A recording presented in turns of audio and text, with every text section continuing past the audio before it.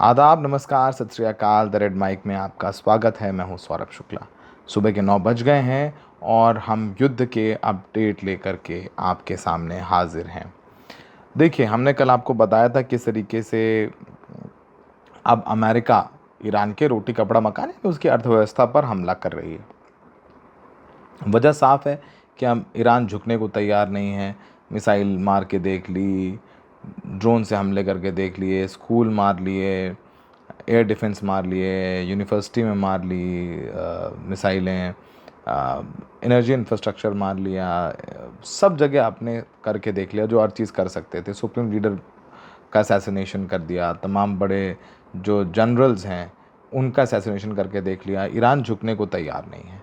तो आपने देखा किस तरीके से कल हमने आपको बताया था डिटेल में कि बेसन स्कॉट जो अमेरिका के फाइनेंस मिनिस्टर हैं उन्होंने इकोनॉमिक डी डे यानी अर्थव्यवस्था को ईरान को चोक करने की एक पूरी रणनीति अनाउंस कराई और कहा कि जो भी ईरान के साथ धंधा करेगा हम उस पर सैंक्शंस लगाएंगे। थोड़ा आपको ब्रीफ दे देते हैं लेकिन फिर आपको बताएंगे कैसे ये उल्टा पड़ता हुआ नज़र आ रहा है अमेरिका पर। चाइना ने क्या कहा और फिर अब अमेरिका क्या कह रहा है, कैसे उसको यू टर्न लेना पड़ेगा। तो आपको ये भी बताएंगे। हॉर्मूज़ में भी कुछ एक धमाका हुआ है वो भी समझाएंगे। तीन चार चीज़ों में बात करेंगे। लेकिन पहले आपको बता दें कि जो अमेरिका है उसने जो नए प्रतिबंध लगाए हैं वो 5 क्षेत्रों में लगाए हैं जिनका इस्तेमाल ईरान दूसरे देशों में अपनी आर्थिक गतिविधियों के लिए करता है। जैसे इसमें से क्रिप्टो करेंसी, टेक्नोलॉजी, सोना, एविएशन और शिपिंग सेक्टर शामिल हैं। फिर से बता देता हूँ क्योंकि तमाम यूपीएससी की तैयारी करने वाले बच्चे भी हमारा शो देखते हैं तो उन्हें समझाना और बहुत आसानी से समझाना ज़रूरी है ताकि उनको समझ में आ जाए। क्रिप्टो करेंसी, टेक्नोलॉजी, गोल्ड और शिपिंग सेक्टर और एविएशन, इसमें ये 5 सेक्टर्स हैं। अमेरिका को पता है कि भाई इनके ज़रिए ईरान पैसा कमा रहा है तो उसको कैसे जो है गर्दन से पकड़ करके दबा दिया जाए। इसके अलावा चाइना ईरान से तेल खरीदता है और चाइना ईरान का सबसे बड़ा व्यापारिक साथी है और ईरान को बहुत पैसा मिलता है चीन को तेल बेच करके, क्योंकि बाकी चीन कहीं से भी तेल खरीदता है और डॉलर में मिलता है। ईरान से वो तेल युआन में ख़रीद लेता है तो उसका फ़ायदा है कि वो एक तो पहली बात तो डॉलर की हेजेमनी है वो ख़त्म होती है, ऊपर से दोनों की अपनी अंडरस्टैंडिंग है, डिफेंस डील है, दोस्ती है। तो जो अमेरिका है उसने क्या किया है कि उसने कहा है कि अगर कोई भी मुल्क इन 5 सेक्टर्स में ईरान के साथ धंधा करता है तो उस मुल्क पर सैंक्शंस लगाएंगे, उस मुल्क पर आर्थिक दबाव बनाएंगे। तो अमेरिका उस देश पर प्रतिबंध लगा सकता है जो इन क्षेत्रों में ईरान के साथ धंधा करे और या उसे अमेरिकी डॉलर की वित्तीय व्यवस्था से बाहर कर देगा, क्योंकि पूरी दुनिया में ट्रेड डॉलर में होता है और अगर अमेरिका डॉलर की व्यवस्था से उस कंट्री को बाहर कर देता है तो उसके लिए एक बहुत बड़ा आर्थिक सेटबैक होगा। जो स्कॉट बेसेंट हैं उन्होंने कहा कि राष्ट्रपति डोनाल्ड ट्रंप दुनिया के नेताओं को फ़ोन कर ईरान की सरकार के संबंध और बातचीत बंद करने की अपील कर रहे हैं, यानी फ़ोन कर कर के मुल्कों को बोल रहे हैं कि अब ऐसा ना करें। उन्होंने कहा कि भाई ईरान के पास 2 रास्ते हैं, या तो चोक हो जाए, ख़त्म हो जाए, गरीबी में मर जाए, या वो अमेरिका के साथ समझौता कर ले। ये 2 रास्ते हैं। अब इसे नाम दिया है ऑपरेशन इकोनॉमिक आउटकास्ट। वैसे ऐसे पहले जॉर्ज बुश ने 25 साल पहले भी अनाउंस किया था, फिर बराक ओबामा ने भी किया और फिर अब डोनाल्ड ट्रंप भी कर रहे हैं, लेकिन ईरान का कुछ बहुत ज़्यादा ख़ास बिगड़ा नहीं। जाहिर सी बात है कि वो सैंक्शंस हैं। हमने कल बताया था कि एक अमेरिकी डॉलर के बराबर 20 लाख मतलब एक अमेरिकी डॉलर देंगे तो आपको 20 लाख ईरानी रियाल मिलेंगे। इतना करेंसी मार दी है ईरान की यूएस ने, लेकिन फिर भी ईरान सर्वाइव कर रहा है और मार रहा है, पीछे हटने को तैयार नहीं है। अब जो सेकेंडरी प्रतिबंध भी लगाए गए हैं इसका असर सिर्फ ईरान तक सीमित नहीं रहेगा कि अगर कोई विदेशी कंपनी ईरान के साथ कारोबार करती है जिस पर अमेरिका ने रोक लगा रखी है तो उस कंपनी पर भी अमेरिकी कार्रवाई हो सकती है। अमेरिका का सबसे बड़ा दबाव उसकी डॉलर और बैंकिंग व्यवस्था पर है। किसी कंपनी पर प्रतिबंध लगने के बाद उसके लिए अमेरिकी डॉलर्स, अमेरिकी बैंक और कंपनियों के साथ कारोबार करना मुश्किल हो जाएगा। जैसे मान लीजिए कोई कंपनी के थ्रू कोई मुल्क तेल ले रहा है या कोई कंपनी इंडिविजुअल बेसिस पर काम कर रही है ईरान में, सरकार से उसका कुछ लेना देना नहीं है। तो अमेरिका कह रहा है हम उस कंपनी पर भी एक्शन लेंगे, उस कंपनी पर भी प्रतिबंध लगाएंगे। यानी प्राइवेट सेक्टर को भी अमेरिका मना कर रहा है, दबाव बना रहा है कि ईरान के साथ धंधा ना करे, और सरकारों को तो कर ही रहा है जैसा ईरान करता है।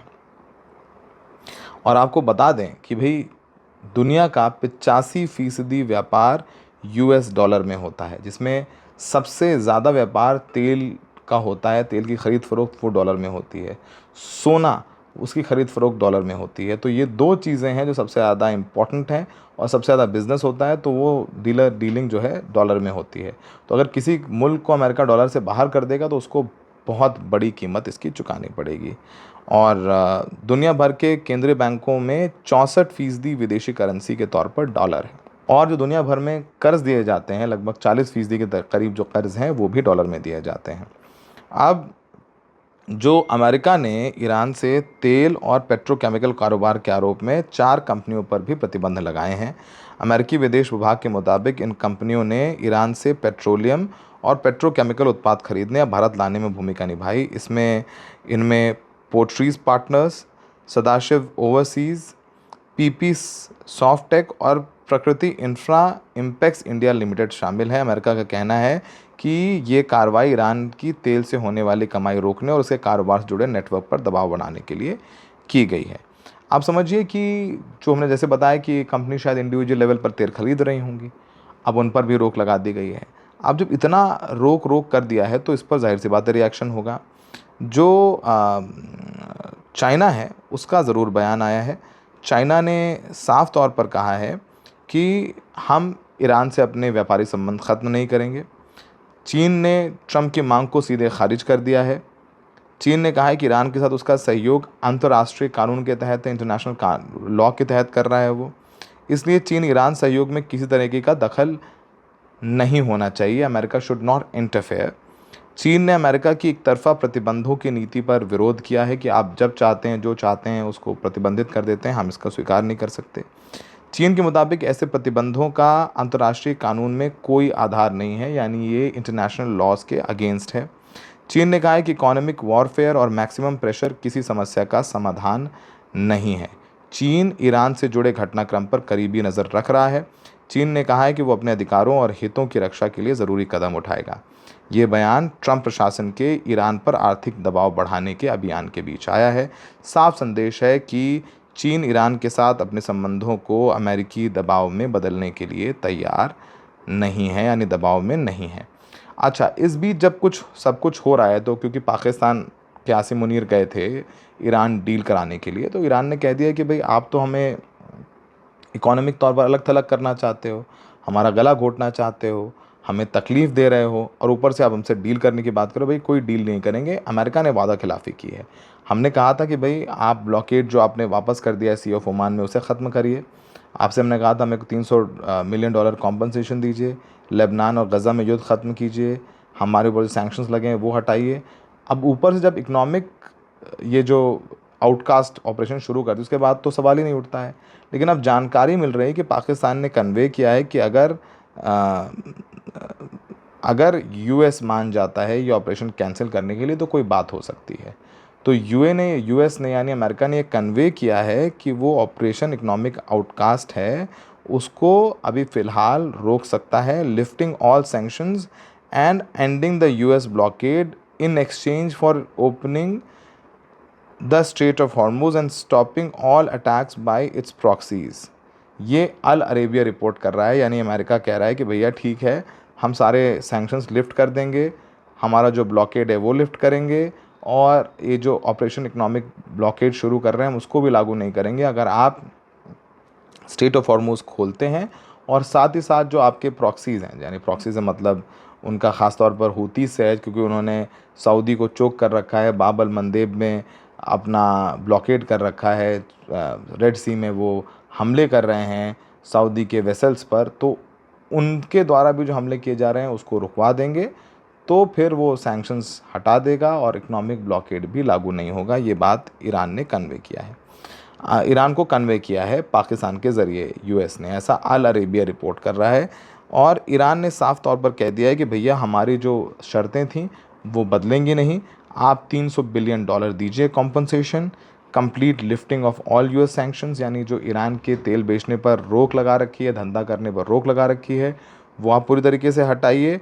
और जितने भी फ्रोज़न एसेट्स हैं ईरान के जो 100 से 120 बिलियन डॉलर हैं, उन्हें भी डिफ्रीज़ किया जाए, उन्हें भी ईरान की तरफ डाइवर्ट किया जाए, और पूरे मिडल ईस्ट में या इलाक़े में जहाँ पर भी युद्ध चल रहे हैं अमेरिका उसे ख़त्म कराए, और यूएस अपने जो ट्रूप्स हैं उसके मिडल ईस्ट में उनका भी विड्रॉल करे।